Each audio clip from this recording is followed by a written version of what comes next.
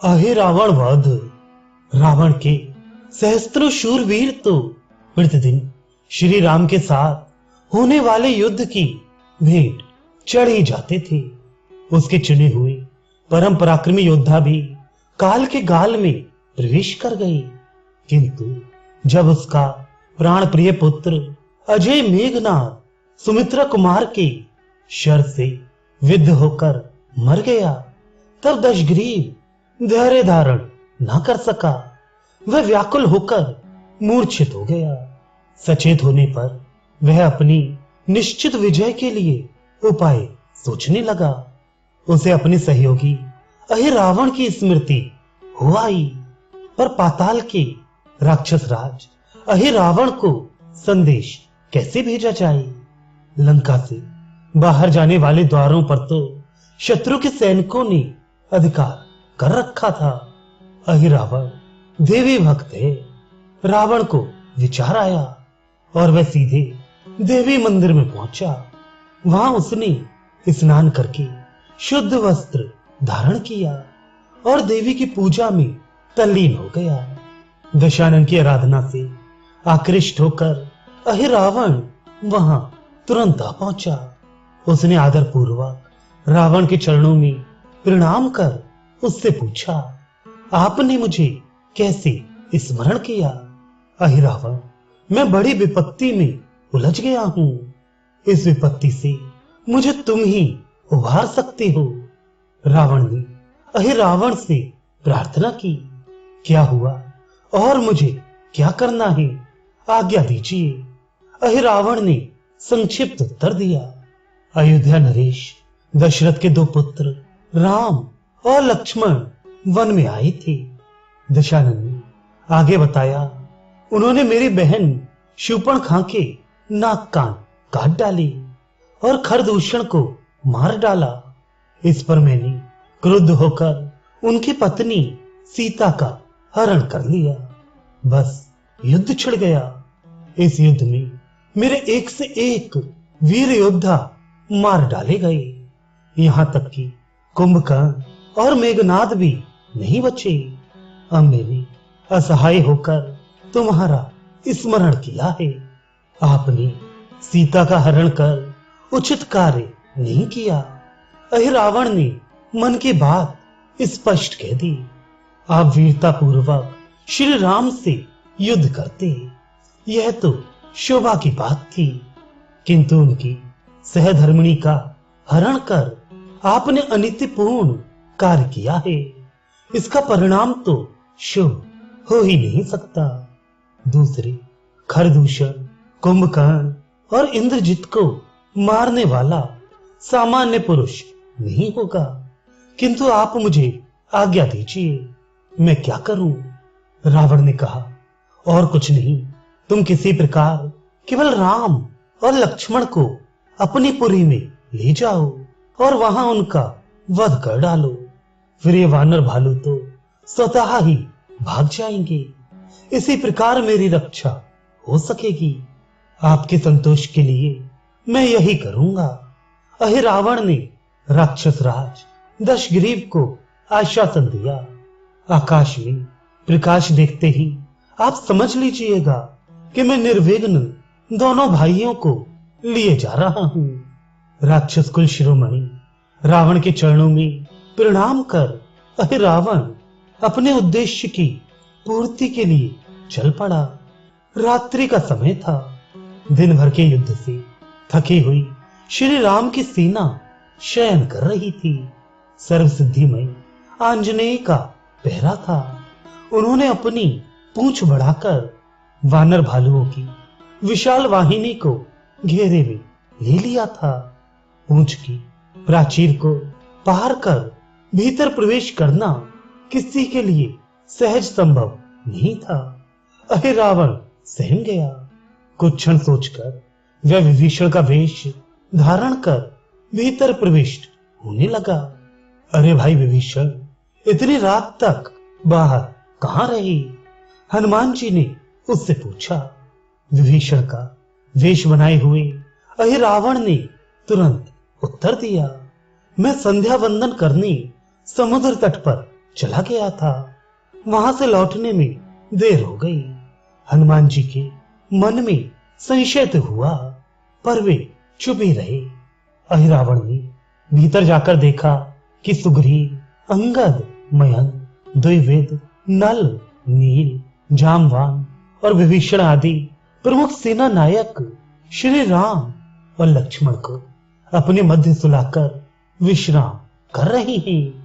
दिन भर के युद्ध में थके हुए ये वीर सैनिक आंजनेय जैसे प्रबल प्रहरी के संरक्षण में सर्वथा निश्चिंत प्रगाढ़ निद्रा में शयन कर रहे थे।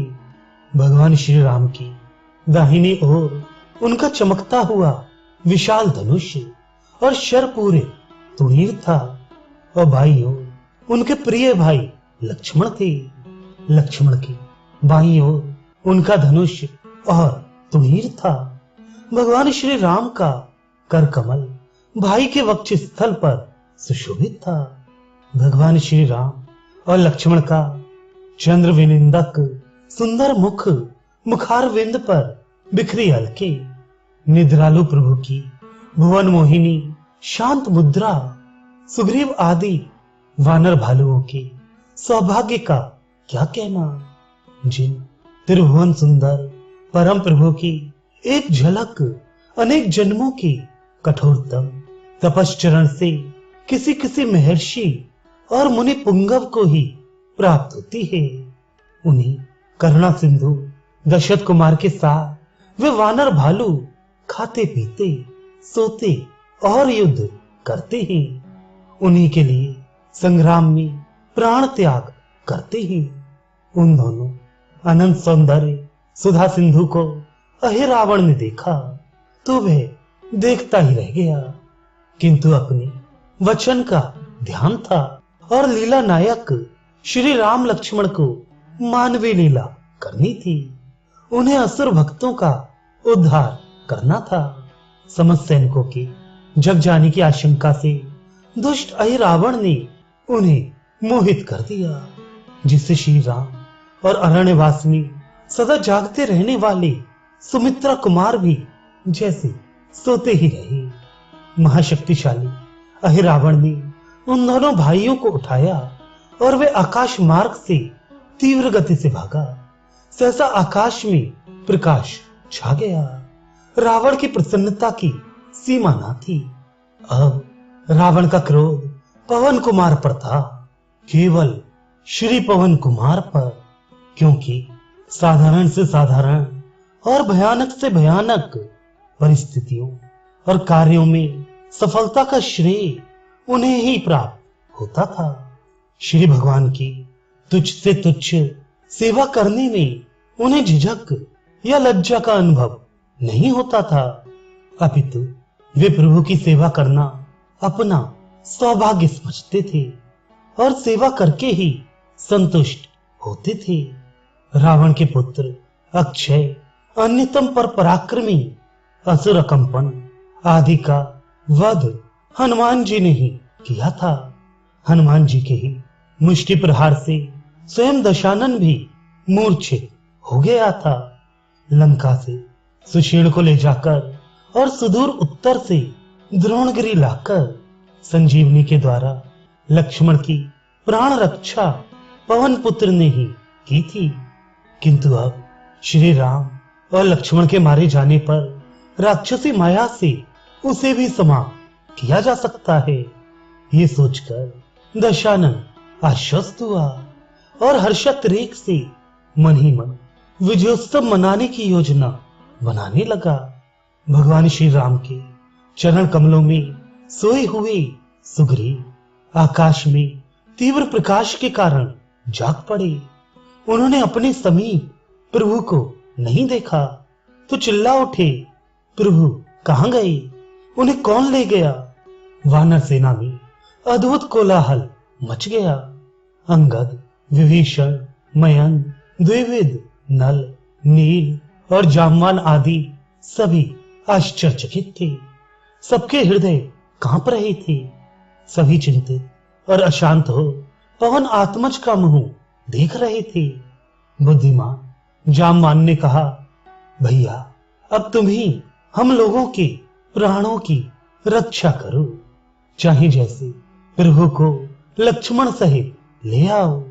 हम लोग किंग कर्तव्य विमूढ़ हो समझ नहीं पा रहे कि क्या करें। हनुमान जी ने कहा, इस पृथ्वी पर ही नहीं, आकाश और पाताल में कहीं भी प्रभु हो, मैं तुरंत उन्हें ले आऊंगा। प्रभु को लाने के लिए मैं काल का भी तत्काल संहार कर सकता हूं, किंतु पता तो चले वे कहां हैं। रात्रि में कोई अपरिचित तो नहीं आया था। जामवान ने हनुमान जी से पूछा, ना, रात्रि में कोई नहीं आया। हाँ, विभीषण जी अवश्य समुद्र तट से संध्या करके देर से लौटे थे। हनुमान जी का उत्तर सुनकर विभीषण जी अत्यंत चकित हुए और बोले, मैं तो सायंकाल से ही प्रभु चरणों के समीप था, क्षणार्थ के लिए भी कहीं नहीं गया। अवश्य ही यह किसी मायावी असुर ने षड्यंत्र रचा है। कुछ क्षणों के उपरांत चिंतित विभीषण ने कहा, लंका के किसी मायावी असुर की सामर्थ्य नहीं कि वह मेरा वेश धारण कर सके। निश्चय ही यह कुकृत्य अहिरावण ने किया है। केवल वही मेरा वेश धारण करने में समर्थ है। हनुमान जी विभीषण ने मरुत आत्मज की ओर देखकर कहा, असुर वंश का प्रतापी राजा अहिरावण पातालपुरी में रहता है। राक्षस वंश का सर्वनाश होता देखकर रावण की सहायता करने के लिए वह सुमित्रा कुमार के साथ प्रभु को उठाकर ले गया है। आप शीघ्र ही वहां जाइए और उस असुर का वध करके प्रभु को यहां ले आइए, अन्यथा हमारा सबका जीवन नहीं रह पाएगा। विभीषण से पाताल प्रवेश का मार्ग तथा अहिरावण की राजधानी, उसके मार्ग, द्वार, राज सदन आदि की सभी आवश्यक जानकारी प्राप्त कर हनुमान जी ने कहा, आप लोग पूर्णतया सजग और सावधान रहिए। शत्रु को प्रभु तथा मेरी अनुपस्थिति की गंध ना लगने पाए। और असुर सेना तो क्या, यदि स्वयं दुष्ट दशानन ही यहां युद्ध करने आ जाए तो उसका मुख मर्दन करके ही रहिएगा। हनुमान जी ने सुग्रीव को प्रणाम किया और वे वायु वेग से उड़े। उड़ते समय सहज ही उनके मुख से निकला, जय श्री राम। पवन नंदन को पाताल लोक पहुंचते कितनी देर लगती। वे पाताल में प्रविष्ट होकर सीधे अहिरावण के नगर के द्वार पर पहुंच गए। वहां ठीक उन्हीं के आकार प्रकार का एक महाकाय वानर नगरी की रक्षा के लिए नियुक्त था। हनुमान जी सूक्ष्म रूप धारण कर द्वार के भीतर प्रवेश करने ही जा रहे थे कि गरजते हुए वानर ने कहा, तुम कौन हो? सूक्ष्म रूप धारण कर चोरी से कहां जा रहे हो? मेरे यहां रहते तुम द्वार के भीतर कदापि प्रवेश नहीं कर सकते। मेरा नाम मकरध्वज है और कान खोलकर सुन लो, मैं परम पराक्रमी वज्रांग बली हनुमान का पुत्र हूं। वज्रांग बली हनुमान का पुत्र? हनुमान जी ने चकित होकर पूछा, अरे हनुमान तो बाल ब्रह्मचारी हैं, तुम उनके पुत्र कहां से आ गए? मकरध्वज ने उत्तर दिया, मेरे पिता जब लंका दहन के अनंतर समुद्र में पूंछ बुझाकर स्नान कर रहे थे तब श्रम के कारण उनके शरीर से स्वेद झर रहा था। वही स्वेद युक्त जल एक मछली पी गई। वह मछली पकड़कर मेरे स्वामी अहिरावण के भोजनागर में लाई गई। काटते समय उसके उदर से मेरी उत्पत्ति हुई। अहिरावण ने मेरा पालन पोषण किया और अब उन्हीं के आदेश से मैं उनकी इस वैभवशाली नगरी की रक्षा करने में तत्पर हूं। बेटा हनुमान तो मैं ही हूं। हनुमान जी अपने विशाल रूप में प्रकट हो गए। मकरध्वज ने उनके चरणों में प्रणाम किया। हनुमान जी ने उससे पूछा, बेटा यह तो बता दो कि अहिरावण मेरे स्वामी श्री राम और लक्ष्मण को यहाँ ले आया है क्या? मकरध्वज ने अत्यंत विनय पूर्वक उत्तर दिया, नाम तो मुझे विदित नहीं, किंतु आज ही कुछ देर पहले वे कहीं से श्याम गौर दो अत्यंत सुंदर राजकुमारों को उठाकर ले आई हैं और अभी कुछ ही देर में उन्हें देवी के सम्मुख बलि चढ़ाने वाले हैं। अच्छा, अब मुझे जाने दो।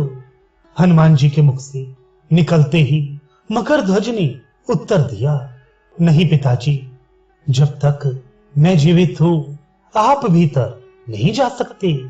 आप मुझे पराजित किए बिना भीतर किसी प्रकार प्रवेश नहीं कर सकते।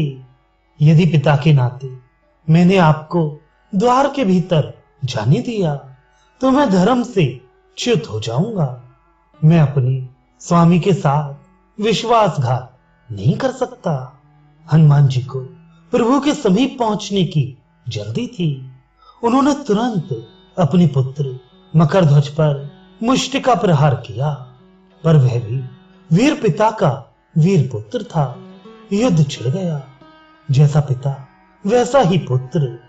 किसी प्रकार हनुमान जी ने उसे पछाड़कर उसी की पूंछ से उसे कसकर द्वार पर बांध दिया और स्वयं द्रुत गति से भीतर चले गए। हनुमान जी सूक्ष्म रूप से देवी मंदिर में पहुंचे। वहां उन्होंने देखा चामुंडा के सम्मुख प्रज्वलित अग्निकुंड के समीप पाद्य, अर्घ्य, स्नानार्थ जल, रक्त चंदन, रक्त पुष्प और रक्त पुष्पों की माला तथा धूप दीप आदि पूजोपकरण प्रस्तुत थे। अहि रावण स्नान करके रक्त वस्त्र, रक्त चंदन एवं पुष्पों की माला धारण कर वहां आ गया है। पूजा प्रारंभ होने वाली ही है। हनुमान जी सीधे देवी के पीछे चले गए। परम प्रभु श्री राम के अनन्य सेवक पवन कुमार के स्पर्श से देवी पाताल में प्रविष्ट हो गई और उनके स्थान पर स्वयं श्री रामदूत देवी के रूप में भयानक मुख फाड़कर खड़े हो गए। अहिरावण ने पूजा प्रारंभ की। उसने गंध, अक्षर, पुष्प, पुष्पमाला, धूप और दीप के अनंतर जब पकवान देवी को अर्पण किया तब हनुमान जी ने उसे भक्षण कर लिया। लड्डू, खीर, पूड़ी, हलवा आदि जो भी पदार्थ अहिरावण देवी को अर्पित करता, हनुमान जी सब ग्रहण करते जाते। आज देवी अत्यंत प्रसन्न है, तभी तो प्रत्यक्ष प्रकट होकर नैवेद्य स्वीकार कर रही हैं।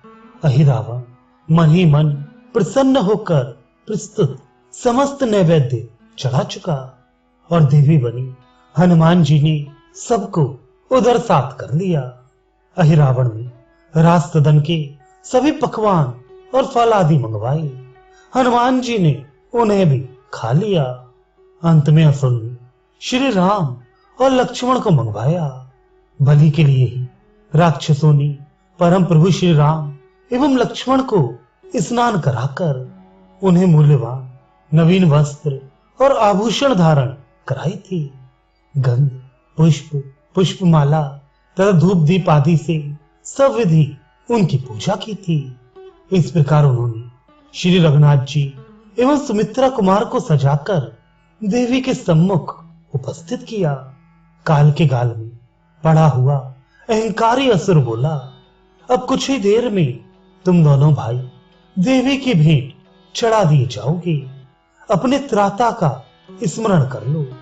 रूह को सर्वथा मौन देखकर लक्ष्मण जी अत्यंत विस्मित थे। वह समझ नहीं पा रहे थे कि प्रभु कैसी लीला कर रहे हैं। ये स्वयं ना तो असुर का संहार कर रहे हैं और न मुझे ही इसका वध करने की आज्ञा प्रदान करते हैं। उसी समय श्री राघवेंद्र ने अपने अनुज से कहा, भाई लक्ष्मण, आपत्ति के समय समस्त प्राणी मेरा स्मरण करते हैं, किंतु मेरी आपदाओं को अपहरण करने वाले तो पवन कुमार ही हैं। अतः हम लोग उन्हीं का स्मरण करें। यहाँ पवन पुत्र हनुमान कहाँ? लक्ष्मण जी के कहते ही भगवान श्री राम ने उत्तर दिया, आंजनेय कहां नहीं है, धरात के कण कण में वे विद्यमान हैं। मुझे तो देवी के रूप में भी उन्हीं के दर्शन हो रहे हैं। सुमित्रा कुमार ने देवी की ओर देखा और दृष्टि उठाई ही थी कि वज्रांग बली हनुमान जी ने घोर गर्जना की। ऐसा प्रतीत हुआ मानो उस गर्जना से आकाश फट जाएगा। संपूर्ण पातालपुरी कांप उठी। राक्षसों सहित वीर अहिरावण के नेत्र मूंद गए। इतनी ही देर में हनुमान जी ने एक ही झटके से अहिरावण के हाथ से तलवार छीन ली और श्री राम एवं लक्ष्मण को अपने कंधों पर बिठाकर लगे असुरों का वध करने। सहसा कैसे क्या हो गया, असुर चकित हो ही रहा था कि वहां के आधे राक्षस समाप्त हो गए। भयानक मूर्ति हनुमान जी से प्राण बचाकर राक्षस भाग जाना चाहते थे, किंतु पवन कुमार ने अपनी पूंछ लंबी कर चतुर्दिक उसका इतना विशाल प्राचीर बना दिया कि एक भी राक्षस भागकर अपना प्राण नहीं बचा सका। सभी मार डाले गए। अहिरावण ने कुपित होकर अपनी दूसरी तीक्ष्ण तलवार से हनुमान जी पर आक्रमण किया, किंतु रुद्र के अवतार वज्रांग पर लगकर उसकी तलवार टूट गई। अब क्रुद्ध हनुमान जी ने अपने हाथ की तलवार के एक ही झटके से अहिरावण का मस्तक उतार लिया। रक्त का फव्वारा छोड़ता और नाचता हुआ उसका कबंध पृथ्वी पर और मस्तक प्रज्वलित अग्निकुंड में गिर पड़ा। इस प्रकार असुर का हवन पूर्ण हुआ। अहिरावण का सारा परिवार मारा गया। वहां से चलते समय श्री रघुनाथ जी ने अपनी ही पूंछ में आबद्ध मकर ध्वज का परिचय पाया तो उन्होंने तुरंत हनुमान जी को आदेश दिया, सर्वप्रथम मकर ध्वज को पाताल का राज्य प्रदान करो। हनुमान जी ने मकर ध्वज को राज तिलक देकर कहा, बेटा तुम धर्म पूर्वक शासन करते हुए सदा सर्वदा मेरे स्वामी श्री सीताराम का स्मरण करते रहना। मकर ध्वज ने भगवान श्री राम और लक्ष्मण के दुर्लभतम चरण कमलों की रज माथे पर चढ़ाई और अपने पिता को प्रणाम कर उन्हें आदर पूर्वक विदा किया। हनुमान जी अपने प्रभु श्री राम और लक्ष्मण को अपने कंधों पर बिठाकर तीव्रतम गति से लंका की ओर उड़े। इधर वानर और भालुओं के दुख का पार नहीं था। सभी चिंतित, दुखी और अशांत थे। उनकी व्याकुलता उत्तरोत्तर बढ़ती जा रही थी कि सबने हनुमान जी का हर्षोल्लासपूर्ण स्वर सुना, जय श्री राम। वानर भालुओं ने प्रसन्न होकर देखने के लिए अपने अपने नेत्र ऊपर उठाए ही थे कि उग्रवीर हनुमान जी श्री राम लक्ष्मण के साथ उनके मध्य उपस्थित हो गए। वानर भालू हर्षोल्लास में गर्जन करने लगे, भगवान श्री राम की जय, सुमित्रा नंदन की जय, पवन पुत्र हनुमान की जय। सुग्रीव की सेना में प्रसन्नता की लहरें उड़ रही थीं और उधर इस जय घोष को सुनकर दुष्ट दशानन का मुख मलिन हो गया।